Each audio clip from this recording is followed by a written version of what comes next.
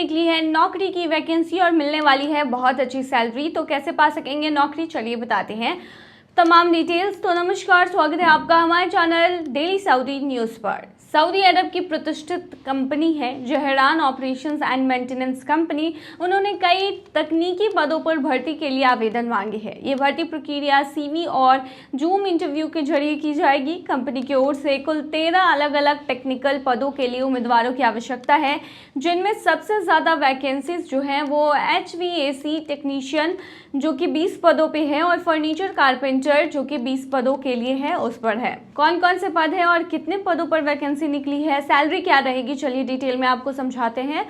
तो chiller technician के पदों पर वैकेंसी निकली है। टोटल जो पद है वो 15 पद हैं और इसके लिए सैलरी आपको दी जाएगी 1600 सऊदी रियाल प्लस 200 आपको खाने पीने का अलाउंस मिलेगा। लॉन्ड्री इक्विपमेंट टेक्नीशियन के पदों पर 15 पद हैं जिन पर वैकेंसी निकाली गई है। इसके लिए सैलरी जो रखी गई है वो है 1300 Saudi riyal plus 200 Saudi riyal अलग से आपको खाने पीने के मिलेंगे। बॉयलर टेक्नीशियन के पदों पर भी वैकेंसी निकाली गई है। टोटल पदों की संख्या जो है वो 10 पद हैं और इसके लिए आपको 1500 Saudi riyal plus 200 Saudi riyal की सैलरी मिलने वाली है। फायर फाइटिंग टेक्नीशियन के पदों पर भी वैकेंसी निकाली गई है। टोटल 18 पद हैं जिसमें 1500 Saudi riyal plus 200 Saudi riyal जो है वो आपको मिलेगा सैलरी के तौर पर। लॉन्ड्री ऑपरेटर के पदों पर भी वैकेंसी निकाली गई है। बता दें कुल पदों की संख्या जो है वो 12 पद हैं और 1200 सऊदी रियाल आपको सैलरी मिलेगी, साथ ही में 200 सऊदी रियाल ऊपर से मिलेगा खाने पीने का। STP और WTP टेक्नीशियन के पदों पर भी नौकरी की वैकेंसी निकाली गई है। कुल पदों की संख्या 10 है। सैलरी की बात की जाए तो इसके लिए आपको सैलरी जो है वो 1400 सऊदी रियाल मिलने वाले हैं प्लस 200 ऊपर से खाने पीने का आपको मिलेगा। HVAC टेक्नीशियन के पदों पर वैकेंसीज निकाली गई हैं। 20 पद टोटल हैं और इस पर आपको 1400 Saudi riyal plus 200 Saudi riyal की वैकेंसी मिलने वाली है। ऑडियो वीडियो टेक्नीशियन जो हैं उनके पदों पर भी वैकेंसी निकाली गई है। कुल पदों की संख्या 10 है। 1600 Saudi riyal plus 200 Saudi riyal आपको मिलने वाले हैं सैलरी के तौर पर। फोटो कॉपियर और जेरोक्स मशीन टेक्नीशियन के पदों पर भी वैकेंसी निकाली गई है। कुल पदों की संख्या 13 है और 1400 प्लस 200 सऊदी रियाल आपको मिलने वाले हैं। टेलीफोन और नेटवर्क टेक्नीशियन के पदों पर भी वैकेंसी निकाली गई है। कुल पदों की संख्या 10 है। 1400 प्लस 200 सऊदी रियाल आपको सैलरी के तौर पर मिलेंगे।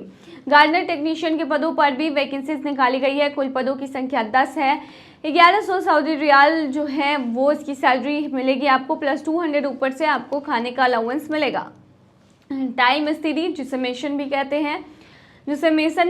हैं उस पद के लिए वैकेंसी निकाली गई है। कुल पदों की संख्या 15 पद है और सैलरी जो है वो 1100 Saudi riyal plus 200 Saudi riyal है। फर्नीचर कारपेंटर जो है उसके पदों की संख्या 20 पद है और इस पर वैकेंसी निकाली गई है। 1100 प्लस 200 सऊदी रियाल आपको मिलेंगे इस पोजीशन के लिए।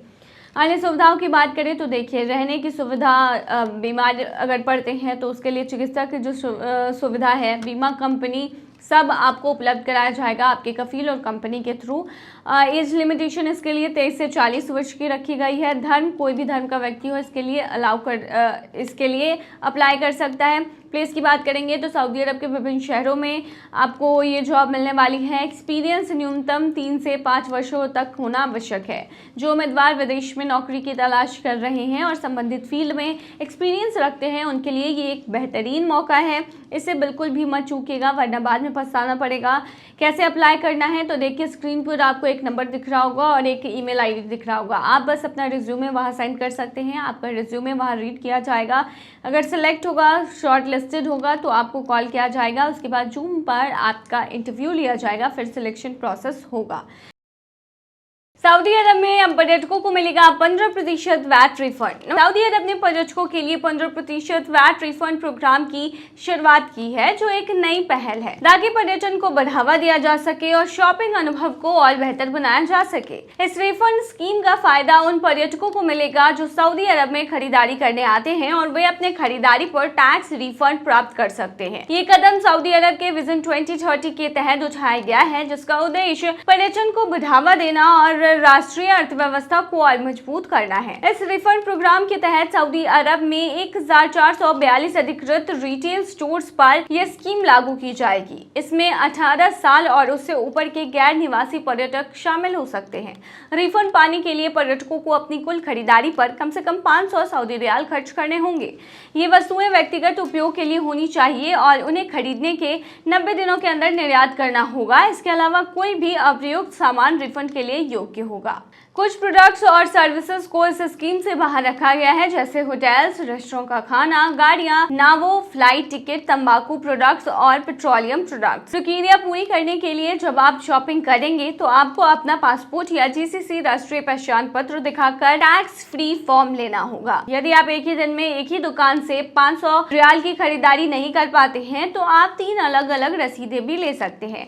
ये 3 रसीदें एक ही दिन के अंदर एक ही स्टोर से होनी चाहिए। रिफंड को प्राप्त करने के लिए आपको सऊदी अरब के 3 प्रमुख एयरपोर्ट्स पर स्थित 18 कियोस्क में से किसी एक पर अपने फॉर्म को वेरीफाई करवाना होगा। किंग खालिद अंतर्राष्ट्रीय एयरपोर्ट, इस पर आपको, जो कि रियाद में है, यहाँ आपको 10 कियोस्क मिलेंगे। किंग अब्दुल अजीज अंतर्राष्ट्रीय एयरपोर्ट, जो कि जेदा में है, यहाँ पर 4 कियोस्क है। किंग फहद अंतर्राष्ट्रीय एयरपोर्ट, जो कि दमम में है, और यहाँ पर 4 कियोस्क आपको मिलेंगे।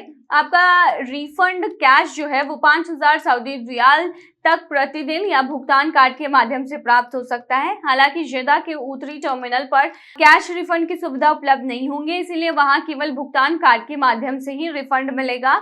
ये नया प्रोग्राम सऊदी अरब के विजन 2030 के लक्ष्यों के अनुसार तैयार किया गया है, जिसका उद्देश्य राष्ट्रीय अर्थव्यवस्था में विविधता लाना, खुदरा क्षेत्र को बढ़ावा देना, पर्यटन के स्थायी विकास को सुनिश्चित करना और पर्यटकों को अधिक समय तक सऊदी अरब में ठहरने के लिए प्रोत्साहित करना है। इस प्रोग्राम से न सिर्फ सऊदी अरब में शॉपिंग और पर्यटन को बढ़ावा मिलेगा, बल्कि यह आने वाले टाइम में और भी पर्यटकों को आकर्षित करेगा और सऊदी अरब को एक प्रमुख पर्यटन डेस्टिनेशन के रूप में स्थापित करने में मदद करेगा। साथ ही ये सऊदी अरब के विकास को और गति देगा और आर्थिक स्थिरता को भी बढ़ाएगा। तो अब सऊदी में आप शॉपिंग कर सकते हैं और साथ ही में पा सकते हैं रिफंड।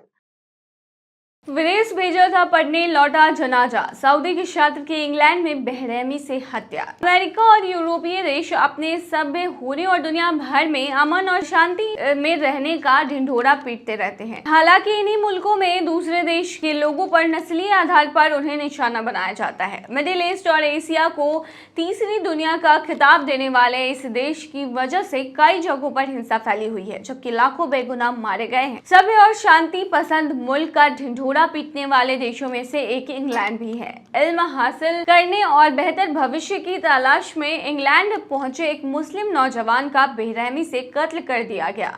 मृतक इंग्लैंड के मशहूर शहर कैम्ब्रिज में रहकर पढ़ाई करता था। मृतक छात्र की पहचान सऊदी अरब निवासी मोहम्मद अल कासिम के रूप में हुई है, जिसकी उम्र महज 21 साल थी। सऊदी छात्र की बेरहमी से कत्ल की घटना ने न सिर्फ स्थानीय स्तर पर लोगों को झकझोर दिया, बल्कि अंतर्राष्ट्रीय लेवल पर भी पीड़ित के प्रति हमदर्दी और नाराजगी पैदा कर दी है। इससे पहले भारत में के भी कई नौजवानों को यूरोपीय देशों में नस्लीय हिंसा का शिकार होना पड़ा है। हालिया दिनों में उत्तर प्रदेश के एक डेटा साइंटिस्ट को आयरलैंड में महज इसलिए हिंसा का शिकार होना पड़ा क्योंकि वो भारतीय था। कुछ इसी तरह का हादसा मोहम्मद अल कासिम के साथ भी हुआ। 21 वर्षीय मोहम्मद पढ़ने लिखने में काफी होशियार थे।